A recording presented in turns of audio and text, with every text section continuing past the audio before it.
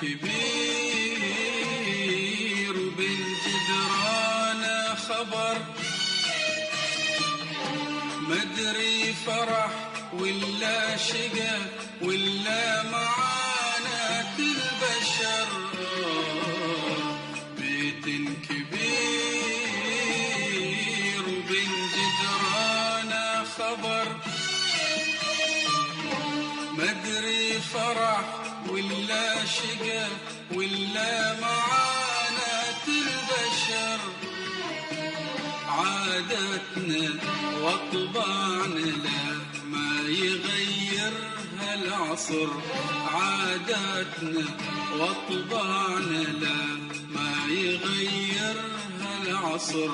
ايش الخبر حنا بشر، ايش الخبر حنا بشر، والصبر إن طال زمانه ينفجر. ايش الخبر حنا بشر، ايش الخبر حنا بشر، والصبر إن طال زمانه ينفجر. يا الزمن طبع الزمن تعصف بنا فيه المحن، نزرع ونحصد به شقا. قل لي ايش بقى يا صاحبي، شابت سنين الوقت ويام العمر. نزرع ونحصد به شقا. قل لي ايش بقى يا صاحبي، شابت سنين الوقت ويام العمر. ويام العمر، ويام العمر، ويام العمر، ويام العمر، ويام العمر.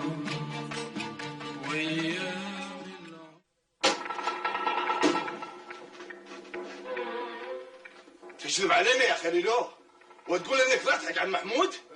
انتوا اللي خليتوني اكذب. وبعد تردد اللي ما تستحي. تكذب علينا احنا بنقوم عليه، لكن تكذب على الوالد عبال كذبتك ما بتنكشف. يا اخي انا ما بشتغل عند هذه، بعدين ايش اشتغل عنده يعني؟ كولي؟ تشتغل عندك كولي اشرف لك من القعده. ريال طول عرض والحين اصرف عليك. يا اخي ما بيك تصرف علي، وابوي ملزوم يصرف علي. يا صاير تعال شوفي وقعتنا وصلت لوين.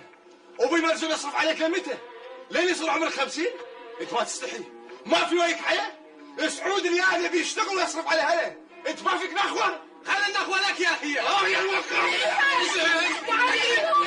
خليل ترد على اخوك وابعد عليك. ما تسمعين ايش يقول يمه؟ يا ما دام تثور كرامتك ليش رافض تقعد في البيت وتاخذ مصروفك من ابوي وانت ريال؟ شب انت شب، وانا ما ارضى حق اي حد يرفع لسانه علي ولا يمد يده بعد. يا صيش ما تستحي، خلونا كسر راسه. الله يهداك يا خليل. يا اخي انا ما ارضى حد يهاوشني، بعدين شوفوا لي شغل عدل وانا بشتغل وبستغني عنكم كلش. يا عاجبك الكلام يا يمه؟ لا مو بعاجبني. وليش ما تدور لك على شغل يوم ان الشغل اللي نلقالك ما يعجبك؟ يا خليل يا اخوي ما فيها شيء، الشغله هي شغله، اللي عندهم شهادات الحين مو ملاقيين شغل. شب انت شب، انت بيلك طق وعلى عقال مرة بيشوع عيالك. سمعت يا يمه؟ سمعت ايش يقول؟ حيزنا معاك يا خليل، يمكن الطق ينفع. يا سلام، حلو والله حلو. هذه رد شيء انا يمه. زين عيل، انا شغل مو مشتغل واللي عندكم سووه.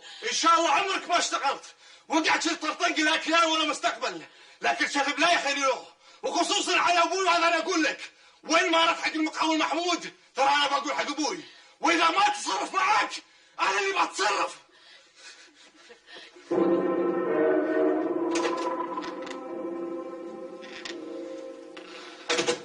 العصبيه ما راح تجيب معاه نتيجه يا خليفه. ايش تبيني اسوي معاه؟ عاطل فاشل وكذاب بعد. احب على راسه واقول صلح نفسك.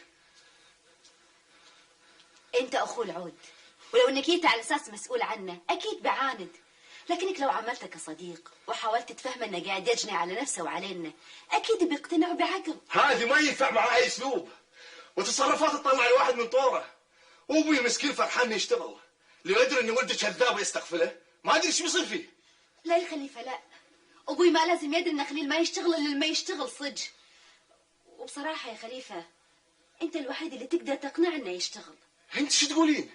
هذه ما عنده احساس كلش، قانع بحياه الصياعه اللي هو فيها وراضي. شلون افهمه وشلون اقنعه؟ ما تشوف وضعني شلون؟ ما تشوف ابوي الشيب ايش قد تعبان؟ انا ترى لو هالصبي حصل طق من صغره كان ما صار كذي. علشان خاطري يا خليفه كلمه حاول تفهمه وتفهمه، عامله كصديق مو بخو العود.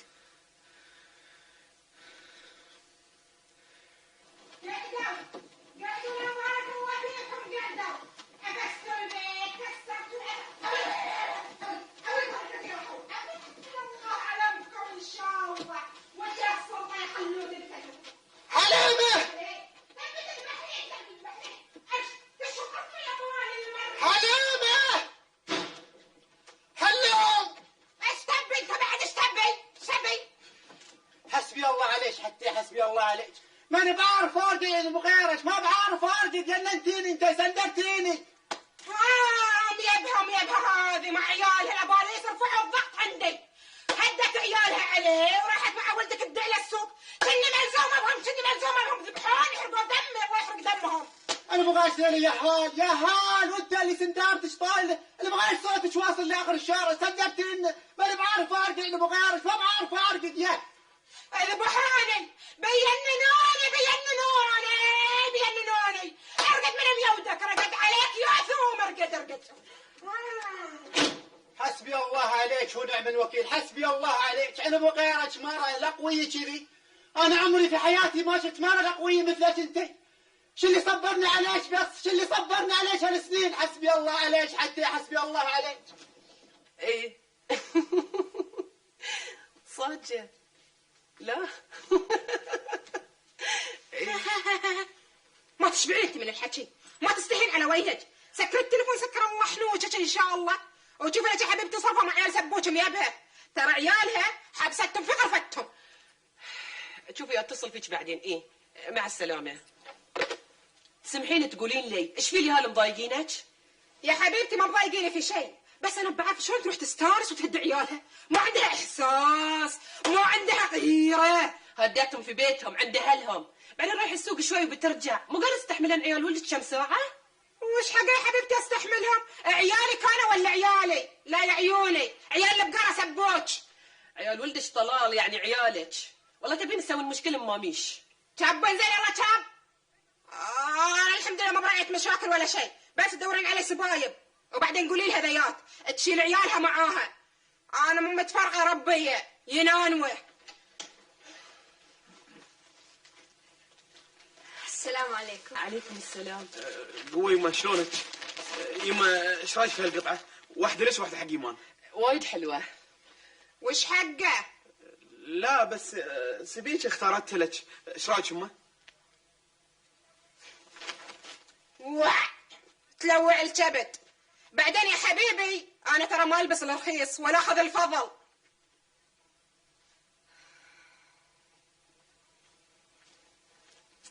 استخسرت اشتري حق نفسي وما اشتري لكم، والظاهر اني غلطت. قال اني اذت. قلت لك لا تعور راسي بهالحكي. شغل وانت مشتغل، وروح دير بالك على دراستك احسن لك. الله يهداك بس يا يمه، شلون اقدر احط بالي على دراستي وانا حاسس ان ظروفنا صعبه ومحتاجين فلوس؟ انت لا تشغل نفسك بهالموضوع، انا بتصرف. يا يمه انا ما براضي انك تشتغلين. ومن اللي طلب رضاك؟ قلت لك انا بتصرف، فاهم؟ يمه انت بس الله يهداك سمعيني. اوف ترى اديتني. انا ما بهذه الدراسه، لا بشتغل الصبح وبدرس في الليل. لا وشنو تبي تشتغل ان شاء الله؟ فراش؟ اشتغل فراش احسن من ان امي تشتغل فراشه. احترم نفسك احسن لك، ولا بتشوف شيء ما شفته.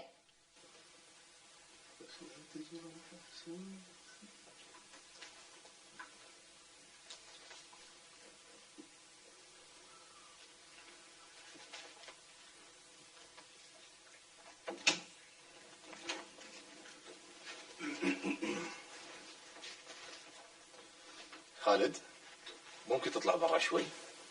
ان شاء الله اخوي.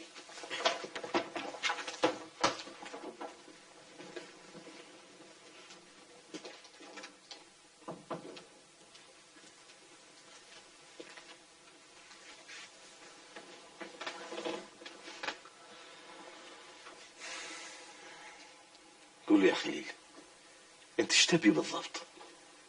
ما ابي شيء. يعني ما تبغي تشتغل ويصير لك معاش وسيارة؟ ما تحلم بيت صغير وزوجة؟ اي طبعا، بس ما لي حظ. يا اخوي اللي يعتمد بس على الحظ عمره ما يكون نفسه. انت حرك، ابذل مجهود وعقب انطر الحظ. اسمع مني يا خليل، انا اخوك وابكي مصلحتك. انتم كلها تستخفون بي ويترى لكم ما اصلح حق شيء ولا انفع حق شغل ولا شيء. اثبت لنا العكس وشوف شلون نعاملك. خلوني على راحتي، واكيد بلقى شغل. على راحتك شلون ها؟ تتمدد في الصالة وتجابل الفيديو والشغل بنفسه بيجيلك لمكانك. شوف رديت تطنز، اصلا انا مالي حساب ولا كني ريال وعنده كرامه. شو اسوي لك عيل؟ يا خليل كلامك ما في منطق. صار لك سنين على راحتك وللحين ما ارتحت. انا بلقى شغل وبشتغل وبدور لين احصل شغل.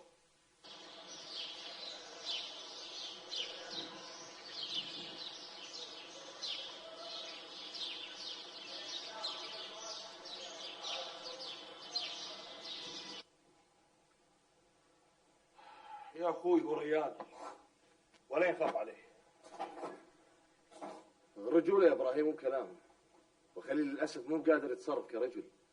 شوف ما دام تكلمت معاه وبينت له انك واثق منه، اكيد بيعزز الثقه هذه بانه يشتغل عدل. يا ريت، بس خليل حكي وايد لكن فعل ما في. يا ابوي لا تحاتيه، غصبا عنه بيضطر يشتغل. وش اللي يخليه يضطر ما دام ياخذ مصروفه من الوالد واكله ونومه ولبسه متوفر وما ناقصه شيء عشان يتعب على نفسه؟ خلاص عيل، اذا ما اشتغل هالمره قطع عنه المصروف وحرمه من كل شيء. هذا اللي لازم يصير. اذا ما استطلب وصار ريال. المهم خلنا الحين عن السالفه. عندي سالفه فرحك. ابشرك ان شاهين حصل على الدكتوراه وبيوصل ان شاء الله الدوحه الاسبوع الجاي.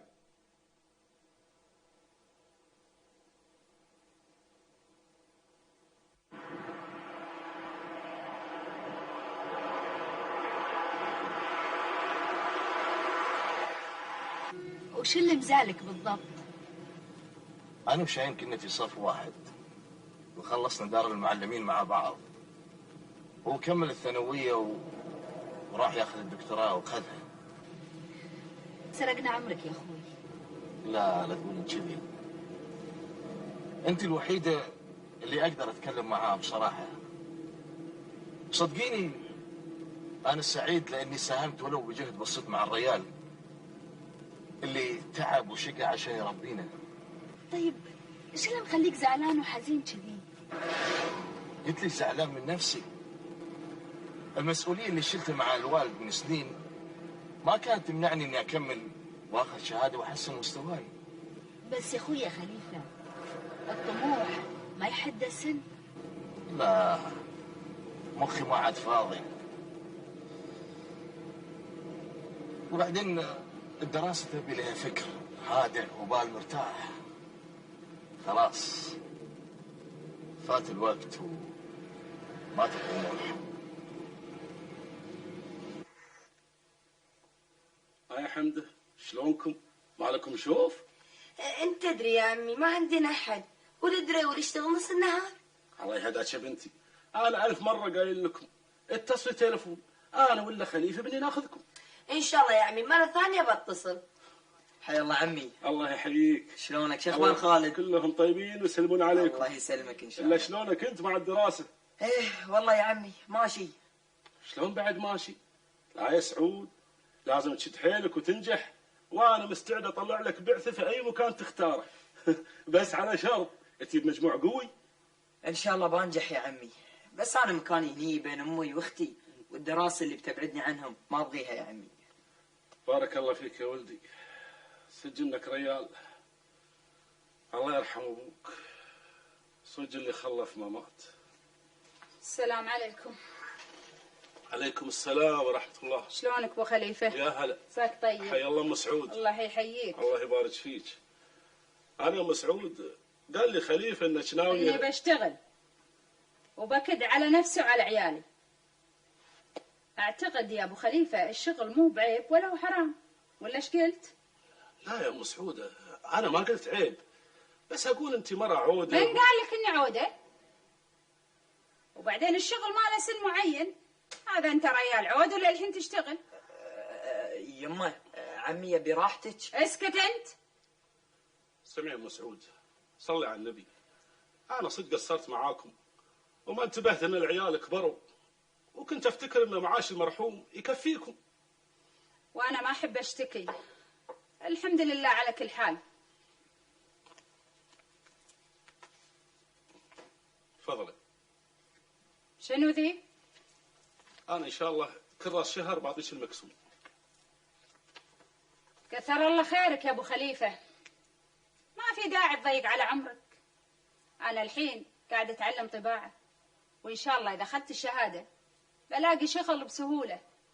صلي على النبي يا ام سعود، أنا رأيي إنك ما تشتغلين، قاعدي ربي عيالك. الحمد لله عيالي كبروا وأنا ما قصرت وياهم، والحين أنا بشتغل علشان خاطرهم. تفضل يا أبو خليفة، خذ فلوسك، ومشكور على النصيحة.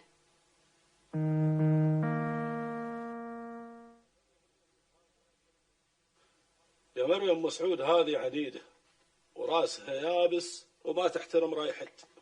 ما تلام يا جاسم، كل شيء غالي والعيال كبروا ومصروفهم أكيد أكثر من الأول. إيه بس أنا قلت لها بساعدك. أنت دبرت هال1000 اللي ردته أم سعود بالزور، ولو خذته كان بتقصر علينا. لا يا مريم، الحمد لله الحين ما هو قاصر علينا شيء، احنا 3 نشتغل، أنا وخليفة وخليل. خليل؟ ايه خليل، هو صدق في الشهور الأولية معاشه جليل، لكن عقب بزيد مثل ما وعدني محمود، وما باجي عليك إلا أنت وصيه وقولي له يحط باله على شغله عدل. ايه طبعا طبعا لازم. ايه بس ام سعود هاي ما ادري شلون اتصرف وياها. ما تقدر تمنعها يا جاسم، شغل ما هو بعيب، وتبي الصدق كبرت بعيني. ايه لانها ما راعتها عزيمه وكبريه. الله يقطع ابليسك مره، وين جبتي هالحكي؟ من الاذاعه والتلفزيون، الله يجزيهم بالخير. يا ريت يا جاسم انت بنفسك تدور لها شغل، لانها أرملة اخوك، واحنا بعد قصرنا في حق هاليتامى وايد. والله يا مريم حد مقدوري انا بساعده. احنا بعد لنا ظروفنا، بس الناس ما تدري بالظروف. الناس؟ سامع شيء؟ يعني حد متكلم عني؟ الله يهداك يا ابو خليفة، بس انا اقول ام سعود فكرت انك عندك فلوس وقافض يدك. لا يا مريم، ام سعود ما هو بغريبة عنا وهي تدري بالحال، بس انت معاك حق، ما كان لازم اشيل يدي عنهم مرة واحدة واخليهم معتمدين على المعاش اللي ياخذونه. ما في داعي نلوم نفسنا، الشغل زين لها ولعيالها. عيالها شفتهم ما هو براضين. مراتهم بيرضوا وبيرفعون راسهم طول ما هم ما هو بمديونين حق حد.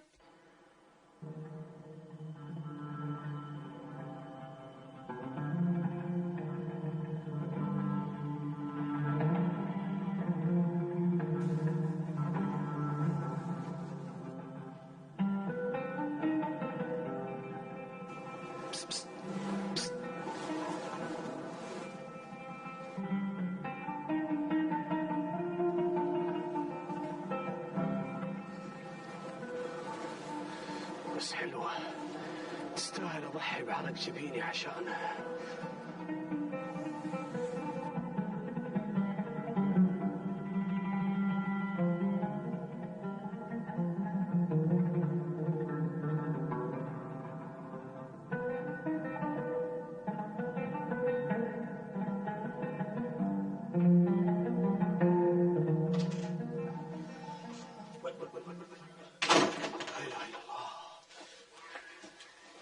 مو طبيعي هالحر، مو طبيعي. المفروض يحطون كونديشنات في السطح. اشوفك تولعت بالسطح، لكن ما علي اخوي، انا عندي اقتراح ثاني. لو نهدم بيتنا ونسويه بالمقلوب، وتصير الاحجار فوق والسطح تحت، وتصير حياتنا كلها فوق كلها فوق. وايد اريح كذي. لا لا لا لا، انا اقول له نقلب عيونك هاي اللي طالع برا كأنها فلكس ويجن 79 يكون افضل يعني. يود.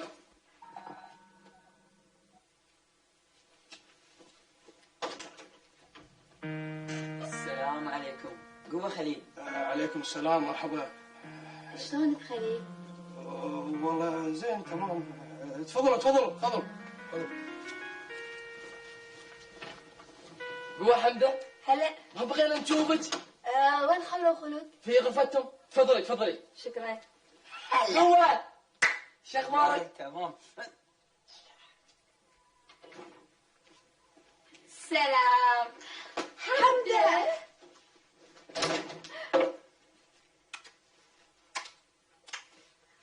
شلونك حمدة؟ الحمد لله، شو اخباركم؟ عاش من شافك القاطعة. تدرون ما عندي حد يوصلني، لكن انتوا مالكم عذر، ابوكم موجود وخليفه موجود بعد. لا وقت للعتاب، الوقت من ذهب، الا بتقطعه وقطعك. الحمد لله والشكر يا ربي. قولي المثل عادل عاد. رحت وقفت لها 1:30، خلاص سمعني وطلع مني. والله العظيم. الحمد لله، ما دامكم تتهاوشون على اقل شيء معناته انكم بخير. والله ولهنا عليك يا بنت العم. امر يا بنت العم، شاي ام قهوه ام نسكافيه؟ لا ولا شيء ولا شيء، انا اقعد معاكم واشوفكم. اقول حمدة خير. انتم مو ناويين تفتحون تليفونكم؟ ها ان شاء الله عن قريب لما تتوفر الفلوس. اي بس امك بتشتغل تقول. تبين الصدق؟ امك ما عندها سالفه. لا عندها سالفه، احنا سهل علينا نتكلم ونقول ما عندها سالفه، لكن هي حاسه بظروفها وحاسه بحاجه لوسيله تحسن ظروفها فيها. فعلا احنا ظروفنا ما يعلم فيها الا الله، بس للحين لا انا ولا اخوي متقبلين فكره شغل امنا. يمكن هي السبب، عمرها ما حاولت تفهمنا او تفهمنا بدون صراخ وواش. ما علي يا حمده، هي حاسه انها مسؤوله عنكم، ويمكن المسؤوليه هذه مخليتها عصبيه شوي. لا يا حبيبتي لا، المسؤوليه لازم تقربها من عيالها مو تبعدها. انت عندك زي شيء قولي، ما عندك كلام سكتي. انا عذرتها، بس احس اني محتاجه حكا اقعد معاها. انا طول الليل معاها، بس احس انها بعيده عني. تدرون يا بنات، انا حاستكم على امكم. الله اكبر الله اكبر، ومن شر حاسد اذا حسد. لا صحيح. تدرون لو قلت لكم شيء؟ ايوه قولي ندري خير. انا احيانا احس اني احب مرت عمي اكثر من امي نفسها. خلاص ولا يهمك يا بنت العم، انا اليوم بقول حق امي تبناك وتنضمين لاسرتنا السعيده. ايش تبين بعد؟ شفت شيء في انزل انزل انزل انزل. كذي عرفك باللعب. صبر صبر. عجبك شو خلك انت والله عيب الحين. ها روح شوف ها في مركبة الفضائية. فجر فجر. شو تسوي انت؟ راح زين شو اللعبة هي؟ طلع زين. والله خير. ويوم فتانة وهنا يا رمانة مالت عليكم. يلا يلا يلا يلا. لابس وزار يقول غترة. شو ضحكك انت الحين؟ اضحك عليك من قمت تشوف افلام عربية وانت معتفس. حاشتغل وحاعتمد على نفسي. يا ربي وين سمعت الجملة انا وين سامعها ايه سامعها من فيلم عربي حق رشدي أباظة. شيء فيلم عربي حق رشدي أباظة. العبوا على تطنز. يا حبيبي يا سعود يا بعد شبدي، انت مو بس ولد عمي، انت مثل اخوي، ويا ريت تنتبه حق الدراسة وتترك السوالف عنك. وقمت تنصح مثل الكبار. لأني مقتنع أن العلم هو اللي يحل المشاكل المادية والنفسية بعد. اوه اي وبعد كمل ليش سكت؟ ومنكم نستفيد. انتم ليش مكبرين السالفة؟ ايش فيها لان امك اشتغلت؟ انت ترضاها حق امك؟ وافتخر بها بعد. العمل كرامة مو بالعكس. بس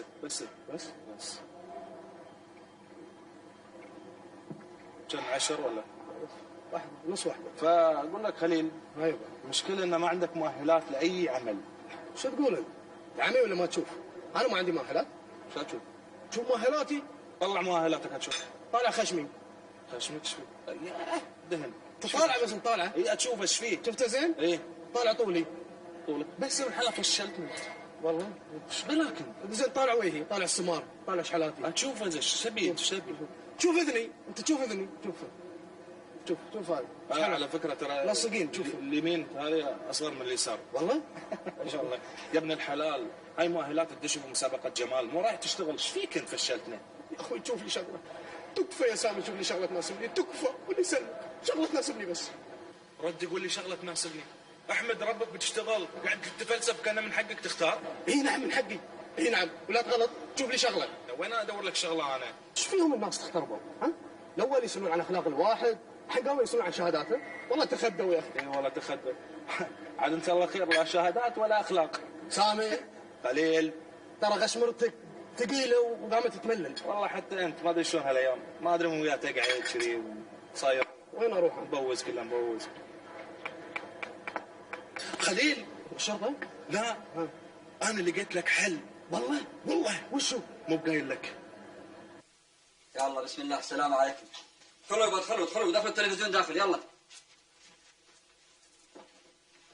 حطوا هني عندكم.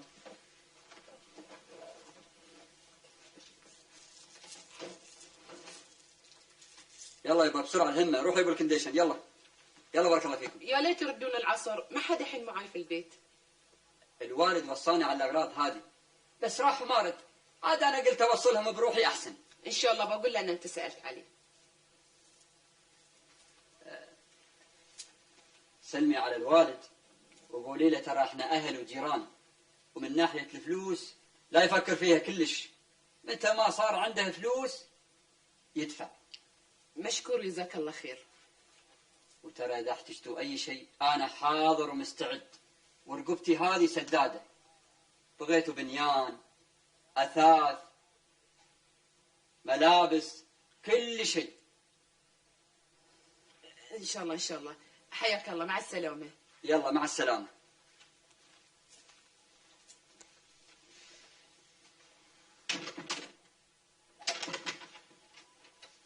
ترى تبغون اي شيء انا حاضر ومستعد، وانا ابو سامي.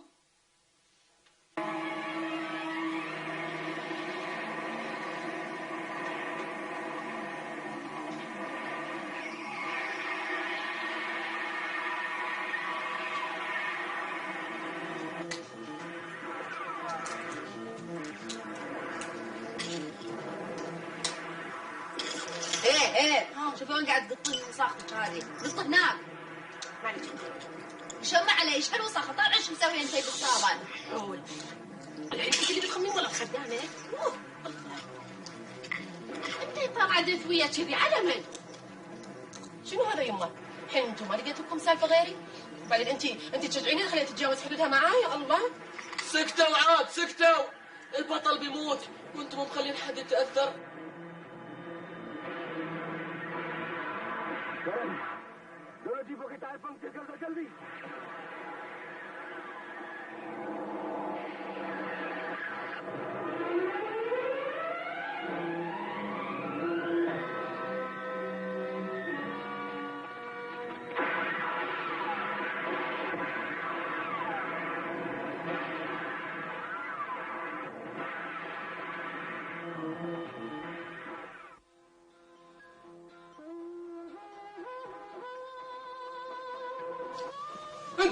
انتباه اعلان هام.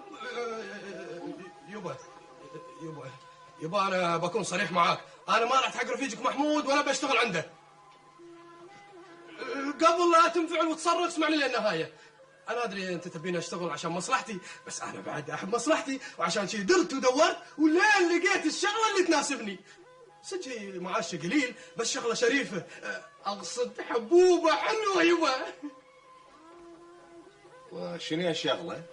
شغله شريفه والسلام بعد لازم اقول لك. وبتستمر فيها ولا سحابه صيف؟ لا حول الله، بستمر.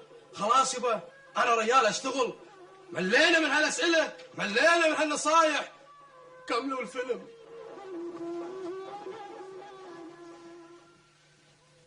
هال500 ما تكفي، كل شيء غالي. أدش الجمعية اشتري شوية أغراض حق اليهال يطير نصها، وبعدين أنا أبي ألبس وأحتاج أشياء وايد، واليهال بعد محتاجين أغراض وايد. زين وانا شو اسوي؟ هالمقاول ذبحني، ما يشبع، كل ساعه طلع لي بشيء.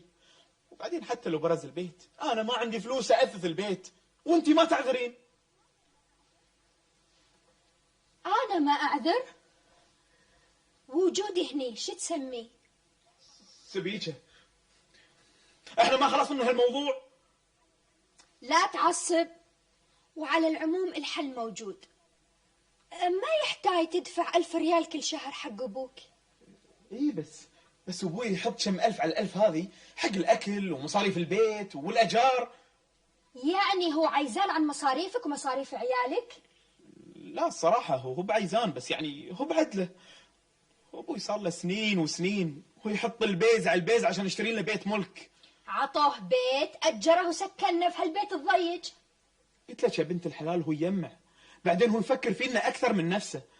بعدين المسكين يعني يبي يحط لنا شيء عقب عمره طويل إن شاء الله. خلاص عيل، قول له ما أقدر أدفع.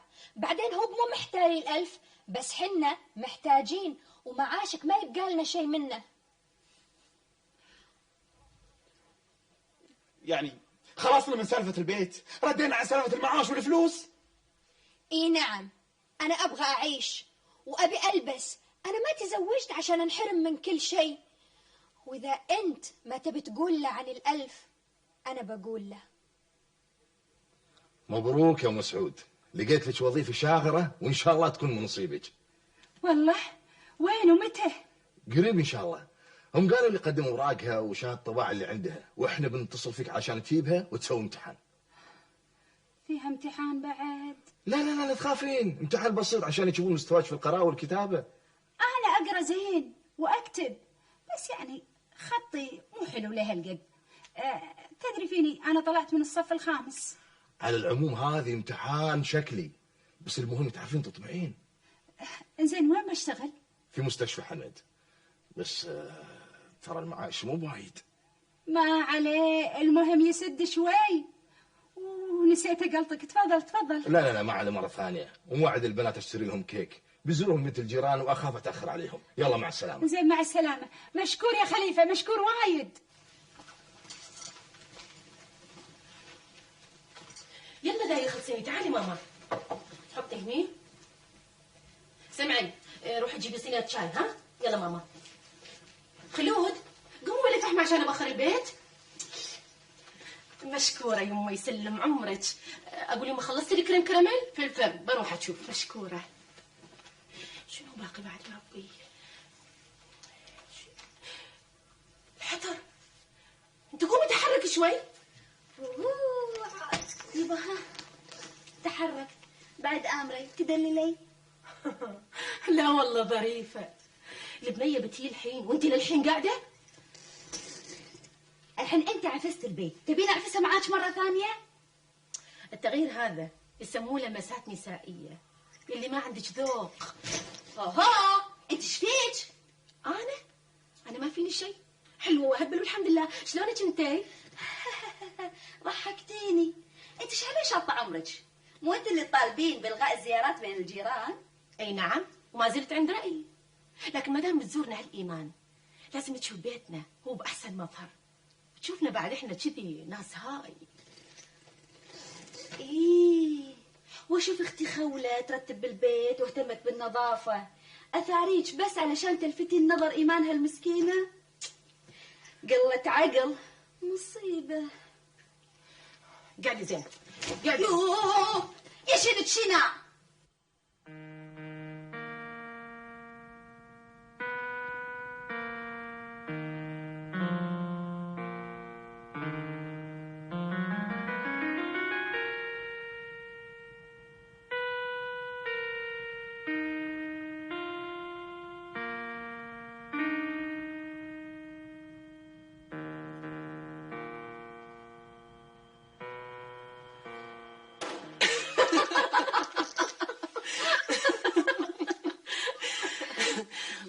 أنا ودي أشتغل بالثانوية، بس لا الوظيفة تستاهل ولا الراتب حتى يستاهل التعب.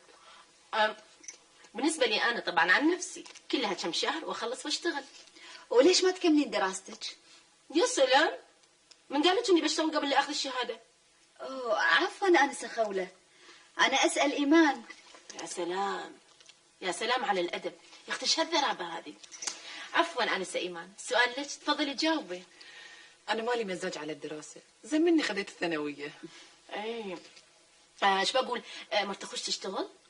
زوجة أخوي ودها تشتغل، بس أخوي مو راضي لها. بعدين هي ما عندها إلا الإعدادي، وهم عيالها صغار ومحتاجين تربية. مع أن بصراحة وضعنا لازم أنا وأهلي نشتغل. إذا وضعكم يحتم عليكم هالشيء، عيل شو المانع؟ أنا مو متحمسة، وبعدين أخوي مو راضي لها تشتغل. تبين الصجعات؟ هذه أنانية من أخوك، محتاج ويكابر. خولة ليش أنت ذبحتيني؟ إيش تبين؟ الظاهر أنت ومرت أخوك متفاهمين وايد. يعني أنا صدق ما عندي خوات ولا صديقات، يا ريت أكون لكم أخت ثالثة. ايش فيك إيمان؟ كأنك تضطرين.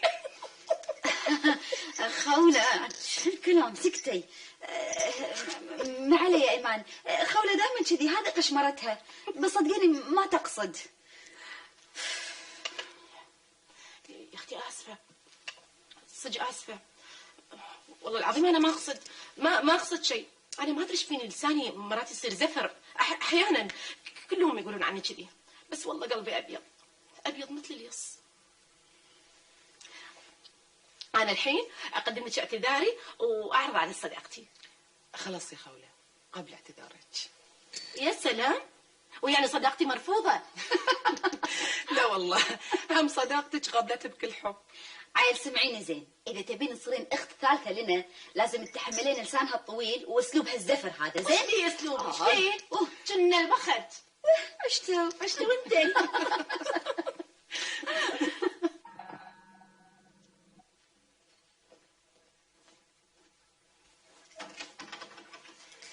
حي الله من يانا. شلونك ابو خليفه، شلونك؟ الحمد لله. شفتي اخت السنه؟ تقول بقعد ساعه، صار لها 3 ساعات قاعده. اقولها بروح معك؟ لا مالك حايه، هي قعده بنات، وانا شايفتني عيوز اللي ما تستحي ولا تخيلين على وجهك. ها يلا قدامي بتبعتين هني انت، يبي فراش تبي برماس وترقدين بعد، صدق ما تستحين. والله سبوا جات امها ودشوا القفص الطلباب عليهم وهدوا عيالهم علي، ما ادري ايش يقولون. قدامي يلا قدامي اللي ما تستحين، قدامي يلا. انت متى بتعلمين الاصول؟ اول مره احرجتيني قدام البنت وقمتي تطنزين علي وهي اول مره تدش بيتنا، وعقب رديتي عليها. انت متى بتحكمين بلسانك؟ بس شفتي امها شلون كانت داشه زريبه مو ببيت. مال شغل في امها وردي علي. السؤال مره ثانيه يا انسه لو سمحتي. انت ما عندش دم؟ ما تحسين؟ البنيه مسكينه يا تعرف صداقتها علينا، تقوم تقولين انت قاعده تضطرين؟ لا شعوريا طلعت من الكلمه يوم شفتها تتمايع. تتمايع؟ انت عذرتيني الحين. على فكره انت تعاملك خشن مع الناس وما تعرفين السنع. ياه بعد اللي يهاوش يبتسم. لا لا لا انسه خلود، لا حددي موقفك، يا تضحكين يا تهاوشي. ايه كذي الانسان موقف.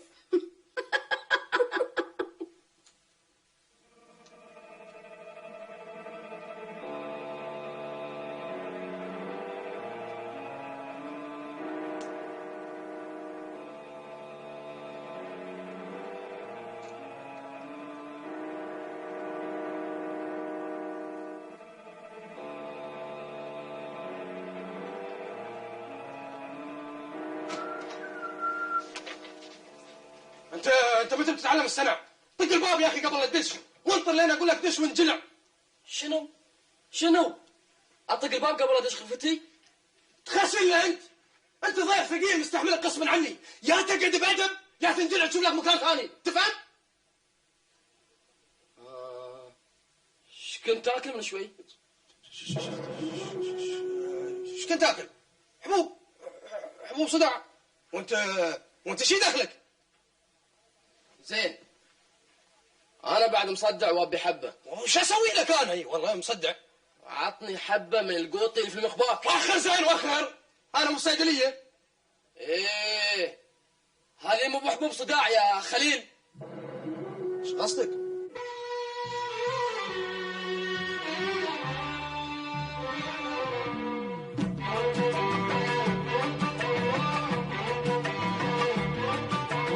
بس الامل يبقى لو طال السفر، يبقى مع عمر الشقا يبقى. أؤمن بحظك والقدر، لا تسرع في الأمور، طبيعة الدنيا تدور. لا تسرع في الأمور، طبيعة الدنيا تدور. واللي صبر بكرة على حلمه قدر.